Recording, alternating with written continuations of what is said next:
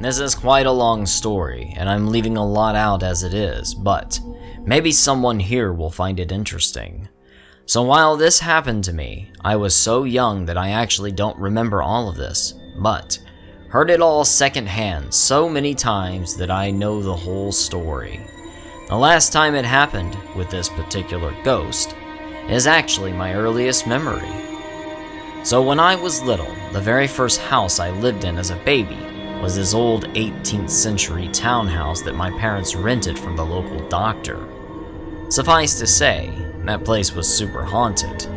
It's a story for another day, but 3 years ago, they finally sealed off the upper floors of the entirety, and the doctor told my mother that nobody will ever set foot up there again. Now, all this aside, growing up in that environment left me with a major sensitivity to spirits that is kind of still active, sometimes. But when I was a kid, I terrified my entire extended family with the things I would come out with at random. Anyway, one of the more popular stories my parents tell at barbecues and parties, and just to anyone who will listen, happened when I was 2, and my mother wanted to pop in to visit her grandfather's grave. Her family are from a village about 20 minutes away, and there are 2 graveyards, the new one and the old one. My grandfather is buried in the old one in the old family plot. So, being 2, I wasn't overly interested in sitting down by a graveside to pray with my parents, and they were happy enough to let me wander so long as I stayed in their sight. And luckily for them, I didn't go far. I bolted down the path and stopped about halfway, back among the tombstones where I started to sort of sway on the spot and dance as much as a 2-year-old is capable of. My parents watched me for a few minutes, but didn't think much of it, and then told me we were leaving. My dad picked me up, and we headed for the gate, but just before we left, I turned over his shoulder, looked around and smiled, and waved at something. They obviously didn't really think it was anything to be concerned about, because a week later, they went back. This time, when we went in, I didn't even wait for permission and ran back to the same graveside, where I began swaying on the spot again, looking up over the grave in the air as if something was suspended there. And it's probably worth describing the grave, but there isn't much to describe. It was a very small patch of earth that didn't even have a border, fairly overgrown with a totally rusted small metal cross at the head of it. There was no nameplate, no indication of who was buried there, and it clearly wasn't a recent grave. Keep in mind, literally nobody is buried in this cemetery anymore, except a couple more of my family members who went into the family plot. At this point, my parents are creeped out. My dad came down to ask me what I was doing, and I explained that I was dancing. He asked me why, and I pointed above the metal cross, and in the jumbled English of a toddler said, "The boy is singing, and he wants me to dance." My dad picked me up, ran past my mother, and got in the car to wait for Mom. They went to my great-grandmother's house across the street and told her the whole story. But they all agreed it sounded a bit ridiculous, the more they thought about it, and since I was only 2 as it was. My dad picked me up and ran past my mother and got into the car to wait for my mom. They went to my great-grandmother's house across the street and told her the whole story, but they all agreed it was a little ridiculous. The more they thought about it, and since I was only 2, it was probably just a game, so they went back. They entered through different gates. They went over the wall. No matter what they did to try to confuse 2-year-old me, I always went back to the same grave, and once again, there was nothing special about it. It wasn't beautiful or impressive. There was no reason for a 2-year-old to be so drawn to this little patch of earth. But I always went straight there. I always danced while he sang to me, and I always waved to him before I left, regardless of which side we left from or which winding path they took out of the place. They brought other family members with them as witnesses. They had family friends question me about it. I always told the same story. My earliest memory is of my grandmother sitting me down on the cemetery wall while I was trying to dance as instructed, while my parents looked at me totally scared and asked me to describe him or tell her what his name was. I don't think I answered, but I remember finding the looks on their faces just so unbelievably funny because they were so scared of my friend who only wanted to sing to me. What I didn't know was that my great-grandmother had told the priest, brought him in there to show him the grave, and asked if there was any way of knowing who was buried in the little unmarked plot. He went off and checked the burial records, and sure enough, 5-year-old Robert, the blacksmith's son, had died of TB almost a century earlier, and lay there marked only by the little metal cross that his father made for him. Funnily enough, my great-grandmother knew the blacksmith.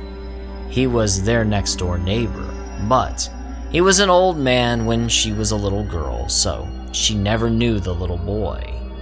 My parents stopped bringing me to see my friend after that.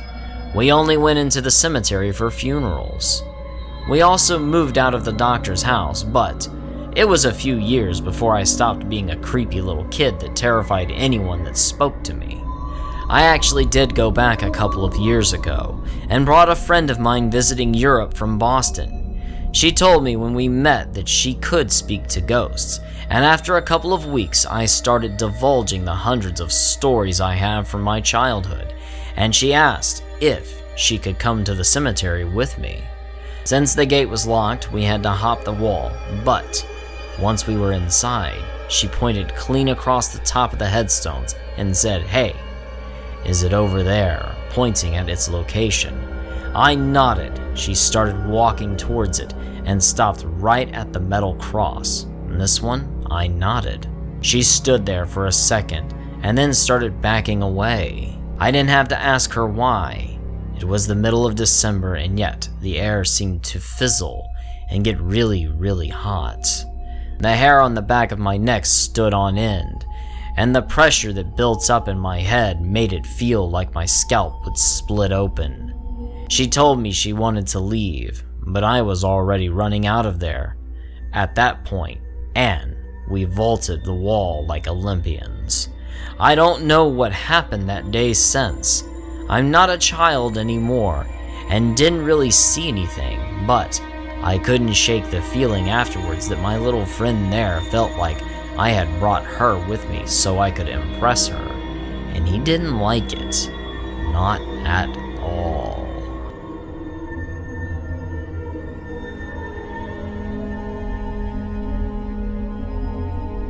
My earliest memory is about a little boy that haunts a local graveyard. I mentioned then that a lot of my experiences back then were probably largely down to the fact that the house I was living in at the time was pretty haunted itself. I don't actually remember any of this, to be clear, because I was a baby. But I've been in the house several times since, and my parents and others have told the story so many times that I may as well have experienced it. Basically, I grew up in a late 18th century townhouse, or part of it anyway. The building itself was a doctor's surgery or GP's office, and it was a family home that had been around for generations. My parents rented the top 2 floors and part of the ground floor. If there were rumors before they moved in, they certainly hadn't heard them, and for the most part the house was okay. Things really only amped up when I was born. It was an old house. The furniture was all antique. There were portraits on the walls, antique silverware in the basement. There were just 3 bedrooms despite its size, and the master bedroom was enormous with high Georgian ceilings and clearly old wallpaper and molding. It was a beautiful room, and they tried to stay in it, but after the first night it became apparent that it wasn't going to be possible. It was freezing for one thing, and even with the heating on, the fire lit in the room, it was just unbearably cold. Not great for a newborn. So, they moved to the back bedroom instead, but the master continued to give them the creeps, and they sealed it up somewhat unsuccessfully. If you closed the door, it popped open again. If you closed the door and locked it, then it would be open again by the next morning. If you closed the door, locked it, and piled furniture in front of it, then the banging from outside would keep the baby awake all night. They convinced themselves that the banging was the result of birds nesting in the chimney rather than something more insidious, but at least it always stopped if you opened the door again. Keep in mind, this is a large, heavy, oak Georgian door with an antique handle that has to be turned to open. They decided that based on the cold of the room, it was clearly a draft which was opening the door. Closed it every time they went past just to feel proactive, and moved on with their lives. Then I reached the age where I moved out of my parents' room and into my own room, next door with a baby monitor on at all times to make sure all was well. And it was, except for the other voices that came through it.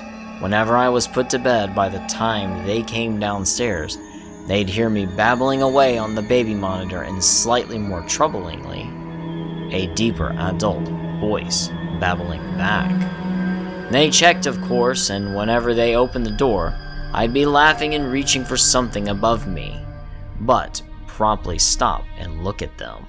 Pretty soon they realized there was basically nothing they could do, so they just ignored the babbling and kept an ear open for anything more worrying. My mother tried to convince herself that it was probably interference with another baby monitor on the street. The noises sure did freak everybody else out a bit though. My uncle once babysat me when he was just 14, and my parents returned home to find him sat on the front step, shivering and clutching the baby monitor, me babbling away, crackling through the speaker.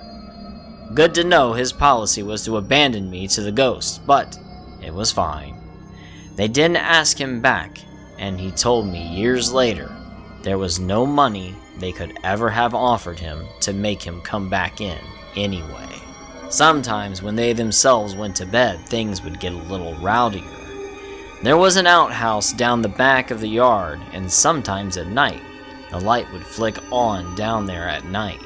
Not willing to take the risk that it could be rowdy teenagers or burglars, my dad would invariably haul himself out of bed and go to check it out, and invariably, as soon as he left the building, the clattering and banging in various rooms would start. I don't know why it wanted my dad out of the house to do so, but my mother was used to the house by now, would just roll her eyes and wait for him to come back. One morning, they were awakened by banging so loud from the attic that objects on the bedside locker were vibrating, and my mom was certain that the roof was going to cave in. My dad jumped up, grabbed a flashlight, and went to check it out.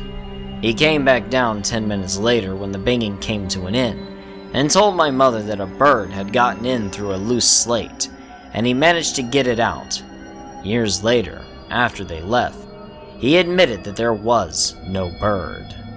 He just stood up there, terrified, surrounded by knocking and banging that was almost deafening, and then all of a sudden, it just stopped. Things really ramped up when my parents decided to go looking for a new place to live. Tired of renting, they decided to start saving for a deposit, which was perfect, because a woman connected to the house by family ties was really keen to move in, and was just about to get married. To her, this big old house was a dream first home. One day, my dad came back from work to find the whole stairs and walls covered in what he assumed was honey. Annoyed, he blamed the babysitter and asked her to not put honey on my pacifier in case she rotted my teeth. She denied even having any honey on her, and my dad let it slide, but the walls and stairs were sticky for weeks, despite frequent cleaning. The banging got worse, too. More birds in the attic, he assured my mother.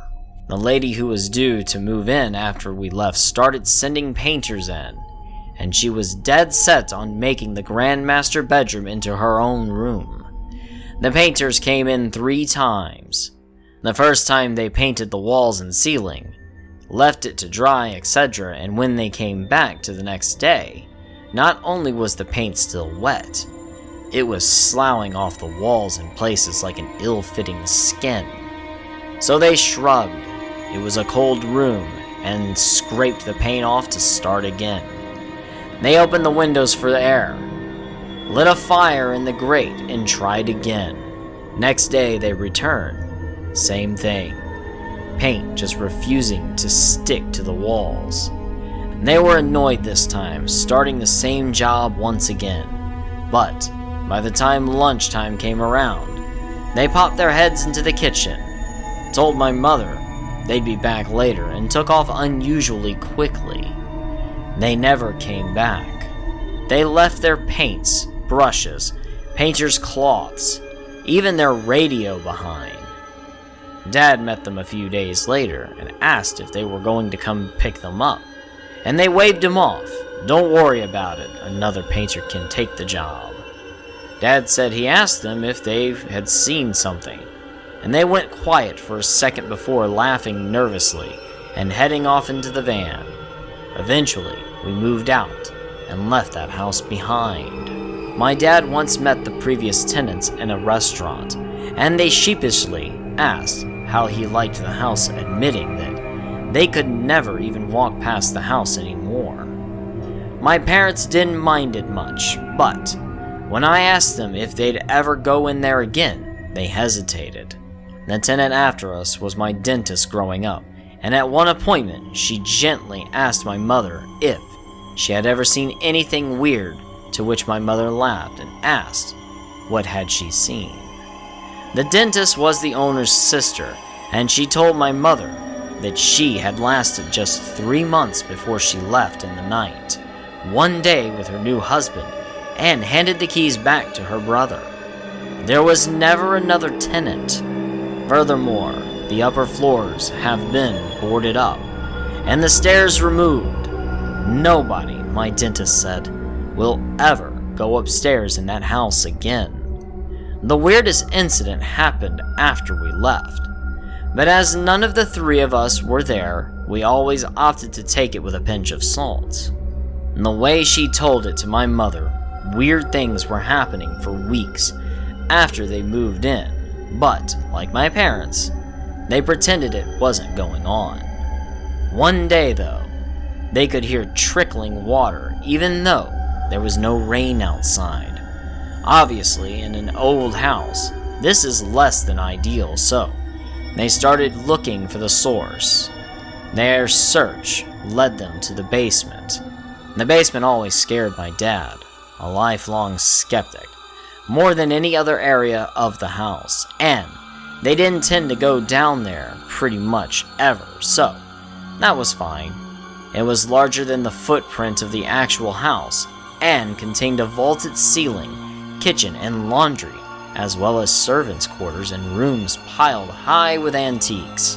At best guess, it's older than the house itself, by at least a century, and belongs to an earlier building on the site.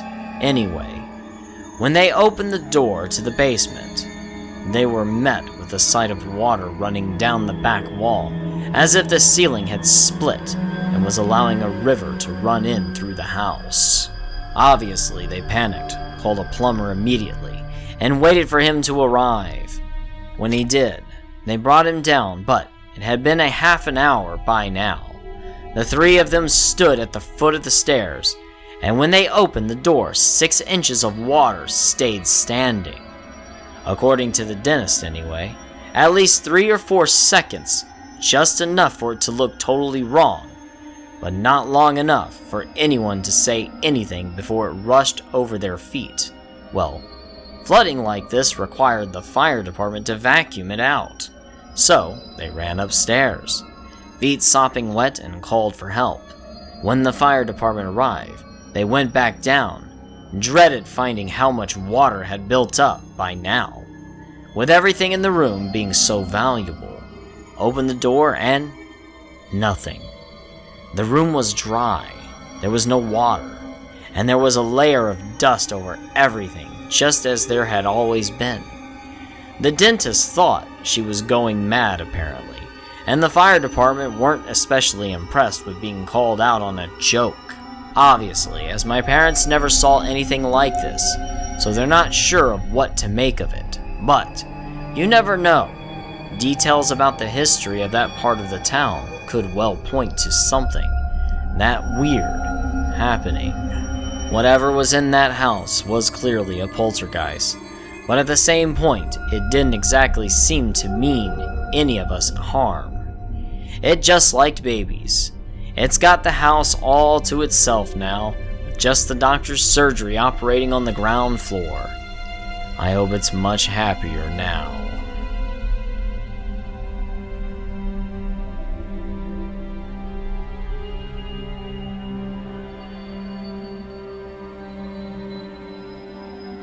I was around 16 years old, hanging out with a friend of mine. We're at his parents' house way out in the sticks, dirt roads a few miles from an already small town of under 300 people in between Houston and Austin, Texas. We were sitting in his dad's van listening to music and prank calling girls from our school. As it got late into the night, we drove the van to the tree line to distance ourselves from the house, so we could have the music louder without upsetting his older sister. We're facing the trees with the headlights on for hours into the night. About 20-30 feet from the tree line, we suddenly realize that all the dogs are barking like crazy in front of us, and we look up at the commotion. And their 3 large dogs are all right in front of the van, facing the creature that is sticking halfway out of the thick brush. It's hard to describe, but the best I can do is that it looked like a mix of a bunch of different animals. Kind of like a mix between a bear, dog, pig, and a deer, but with emphasis on it being big. It seemed to only walk on all 4s. What I remember the most is just being terrified and shocked at how obvious that it was not normal. As if your brain's trying to match it to something that makes sense, but nothing matches. I think it had hooves, some kind of antlers, hairless, and dark gray skin. It was about 3 to 4 times the size of these full-sized pit bulls that all had the hair raised on their backs, barking ferociously and defensively. The thing just stood there like a breathing statue, and its eyes reflected the headlights brightly, seemingly just staring at us. After a few seconds of us staring at it, we looked at each other's terrified faces, and my friend slammed the van into reverse. We both looked behind us as we panic, and backed the van towards the house. We scraped to a stop and immediately both looked back at the tree line. The creature is gone, but the dogs are still barking like mad, slightly scattered along the tree line now. My friend and I start freaking out to each other like, where the hell is it? Where the hell is it? Just absolutely panicking. We finally calm down a little and decide to back the van all the way up to the back porch stoop. We spend a few minutes at the back doors of the van arguing about who makes the run to the door first, because we both think that whatever it was is waiting just outside. My friend suddenly just opens the door and bolted out, and so my fight or flight kicked in, and I just hauled it after him, not wanting to be left alone with it. That was the first and last we ever saw or heard of it. Shortly after, his parents got home to see the van still on, lights on, doors open, and oddly backed up to their house door. They had to move the van to be able to get inside the house. We would not go back outside and didn't care how crazy they thought we sounded. Over the years, we've both told many friends about this, and most of them believe us, especially now that we're older, and not as close as we used to be, but we both still corroborate the same things to this day. We started to wonder if it was the Jersey Devil. I didn't see any wings, but the hooves and antlers seemed to fit, and there are alleged sightings reported as far as East Texas. Maybe the wings were just folded in such a way. Also, only the front half of its body was protruding from the thick brush. I honestly doubt it was the Jersey Devil, but still consider the possibility.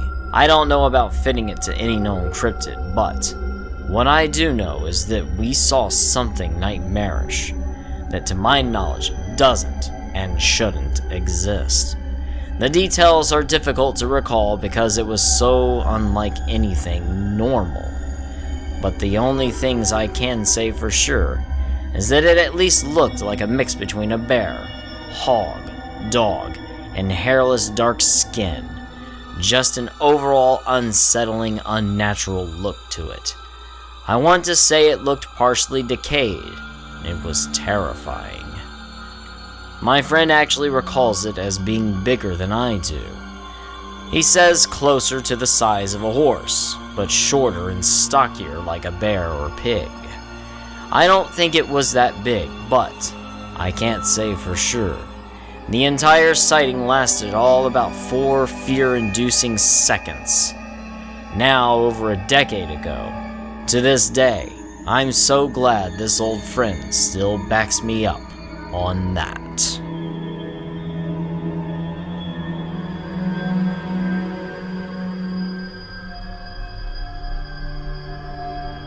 I'm not going to try to persuade everyone that this is for certain a skinwalker, or anything, but this crept everyone involved in the story out, including me, a pretty big skeptic when it comes to this sort of thing. I'm telling this because I have no idea where else I could turn to. I'd also like to apologize for the length of this story in advance, as there is a lot that needs to be mentioned to set the scene. So here it goes. It all starts when a couple of friends, who I will refer to as Q, R, and S, and I wanted to have a guy's vacation and go camping somewhere back in May 2021. As a little backstory, Q is my best friend, and S was R's younger brother. We chose a spot that we had been to once before, but when we got there, we decided to drive out another 3-ish miles from the previous destination. The area wasn't extremely in the middle of nowhere, as some of you might think. There was a dirt road wide enough for a decent-sized truck to go up and down the road with ease. Once we decided on a place to camp, we realized that not a soul was in the general area for probably another mile. The only evidence that there was anyone near us was the distant sound of gunshots, as the shooting was allowed in this area at the time. The only things alive in the area that we could see were larger than a bird, were the grazing cattle caged in by a fence. One of the main activities we would be participating in was trapping coyotes. For those of you who don't know, coyotes don't require a tag to kill, and you can hunt as many as you want, as they are extremely quick to reproduce. We set up the traps about 500 yards away from our campsite in a valley that a creek was running through. We could tell that this was a bottleneck for the coyotes to travel through, as many game trails were coming down to this choke point, and we were certain at least one coyote would come through. We set up the traps and then headed back to our campsite. We got back and the sun was beginning to set. Being the middle of May, the sun was out in full force where we were at, approaching 100 degrees Fahrenheit. We were already exhausted from hauling around the heavy trapping gear, but this heat was just making it worse.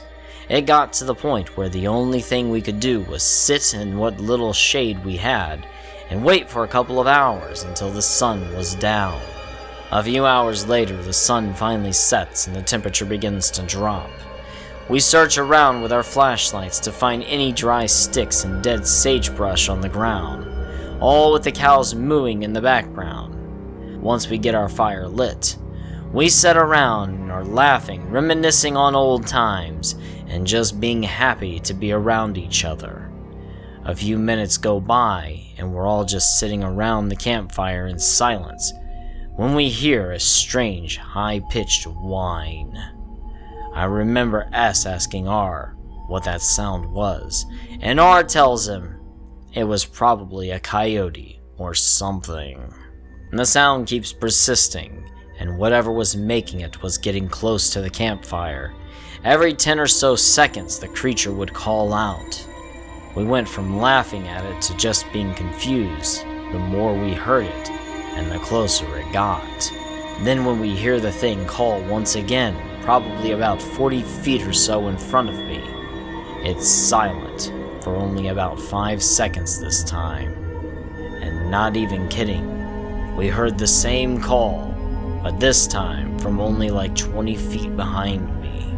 This might not sound scary to a lot of you, but at the moment it was chilling. We all scrambled up and were feeling paranoid, so R assembles his .22 that he brought with us. Then out of nowhere the creature is back to where it once was, about 40 or so feet in front of me again. We're all spooked and confused on how this is even happening. While Q, R, and S are talking, I pull out my phone, tell them to shut up and try to record the sound that this thing is making. We all decide to try to follow that noise and see if we can find anything. It seemed to be leading us somewhere, but we weren't sure. As we followed, the thing was keeping a good distance between us, no less than 40 feet at a time. We crossed the cow fence, which was quite the task because it was coated in barbed wire. It's a bit strange too, because that creature crossed through it without any sound. It kept pointing us in a direction that was leading to another creek. But as soon as we got there, we heard it from about 50 feet up a hill, which no animal could have done in that short of a time. Without making any noise, we got shaken up by the whole thing, so we just went back to our tent. As soon as we got up, however, Q pulled me aside and mentioned that he thought he saw something duck down when he shined his light at the hill the creature was leading us to. Throughout the night, we kept hearing that thing circle around tents, making those whining noises the entire time. We ended up spending another night there with the same things happening, but no harm came to us. The whole thing was just super unsettling. We didn't end up catching anything on that trip, either.